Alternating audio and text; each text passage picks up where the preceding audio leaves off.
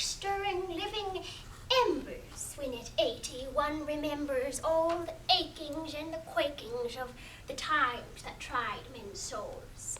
When I talk of Whig and Tory, when I tell the rebel story, to you the words are ashes, but to me they're burning coals. I had heard the musket's rattle of the April running battle, Lord Percy's hunted soldiers. I can see their redcoats still, but a deadly chill comes over me as the day looms up before me, when 1,000 men lay bleeding on the slopes of Bunker's Hill. We've all heard stories from our parents and grandparents about momentous events, whether for our world, nation, or family. Listen now as an old lady tells her grandchild what it was like to be a teenage girl witnessing the Battle of Bunker Hill. This battle was technically a loss for the Americans, but something in grandmother's story tells us that in 1775, when 2,400 professional British soldiers met 1,500 untrained Americans, the gutsy heroism that characterizes the Revolutionary War was born. Grandmother's Story of Bunker Hill Battle. The poem by Oliver Wendell Holmes. Copyright 1875. 'Twas a peaceful summer's morning when the first thing gave us warning was the booming of the cannon by the river and the shore. Child, what's the matter? What's all this noise and clatter? Have those scalping Indian devils come to murder us once more? Poor old soul, my sides were shaking in the midst of all my quaking to hear her talk of Indians when the guns began to roar. Now, dear old granny, don't you fret or worry any. I'll soon come back and tell you whether this is work or play. There can't be mischief in it, so I won't be gone a minute. For a minute then I started. I was gone the livelong day. No time for body slicing or for looking glass grimacing. Down my hair went as I hurried, tumbling halfway to the floor. God forbid you ever knowing when there's blood around her flowing, how the lonely, helpless daughter of a quiet household feels. In the street I heard a thumping, and I knew it was the stumping of the corporal, our old neighbor, on a wooden leg he wore. With a knot of women round him, it was lucky I'd found him, so I followed with the others, and the corporal marched before. They were making for the steeple, the old soldier and his people, and the pigeons circled round us as we climbed the creaking stair. Just across the narrow river, oh, so close it made me shiver, stood a fortress on a hilltop that but yesterday was bare. Not saw our eyes to find it, well we knew who stood behind it, though the earthwork hid them from us, and the wooden walls were dumb. Here were sister, wife, and mother, looking wild upon each other, and their lips were white with terror, as they said, "The hour has come."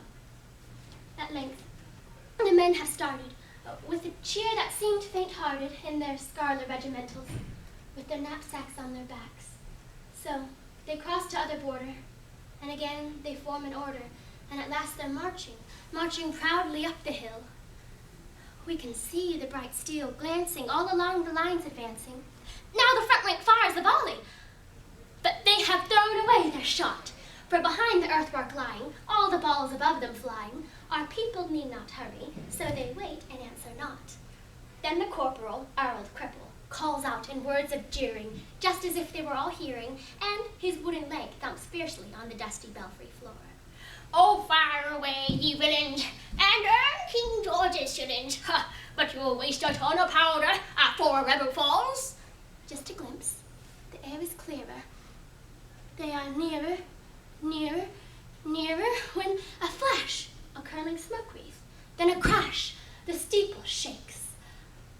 The tempest shroud is rended, the deadly truce is ended. Like a morning mist it gathered, like a thundercloud it breaks. And we shout, "The troops are routed, they are beat, it can't be doubted. God be thanked, the fight is over." Ah, the grim old soldiers smile. Tell us why you look so. We could hardly speak, we shook so. Are they beaten? Are they beaten? Are they beaten? Wait a while. Oh, Oh, the trembling and the terror, for too soon we saw our error. They were baffled, not defeated. We had driven them back in vain. And the columns that were scattered round the colours that were tattered, toward the sullen, silent fortress turned their belted breasts again. All at once, as we are gazing, lo, the roofs of Charleston blazing! They have fired a harmless village! In an hour it will be down. The Lord in heaven confound them! Rain is fire and brimstone round them! The rob and murder and redcoats that would burn a peaceful town! They are marching, stern and solemn. We can see each massive column. As they near the naked earth mound with its wooden walls so steep, have our soldiers got faint-hearted and in noiseless haste departed? Are they panic-struck or helpless? Are they palsied or asleep? Now, the walls they're almost under, scarce a rod the foes asunder. Not a firelock flashed against them, up the earthwork they will swarm. But the words have scarce been spoken when the ominous calm is broken, and a bellowing crash has emptied all the vengeance of the storm. And we cry, the troops are done for, it's their barges they have run for, they are beaten, beaten, beaten, and the battle's over now. And we look, poor timid creatures, on the rough old soldier's features, our lips afraid to question, but he knew what we would ask. Oh, I'm not sure, keep quiet, once more I guess they'll try it. With brazen trumpets blaring, the flames behind them glaring, the deadly wall before them, in close array they come, still onward, upward toiling, like a dragon's fold uncoiling, like a rattlesnake's shrill warning, the reverberating drum. Over heaps, all torn and gory. Shall I tell the fearful story? How they surged above the breastwork as a sea breaks over a deck. How driven, yet scarce defeated, our worn-out men retreated. Their powder horns all empty, like swimmers from a wreck. It has all been told and painted. As for me, they say I fainted, and the wooden-legged old corporal stumped me down the wooden stair. When I woke from dreams affrighted, the evening lamps were lighted. On the floor a youth was lying. His bleeding breast was bare, and I heard through all the flurry, send for Warren! Hurry, hurry! Tell him there's a soldier bleeding. He'll come and dress the wound. Ah, we knew not till the morrow told its tale of death and sorrow, how the starlight found him stiffened on the dark and bloody ground.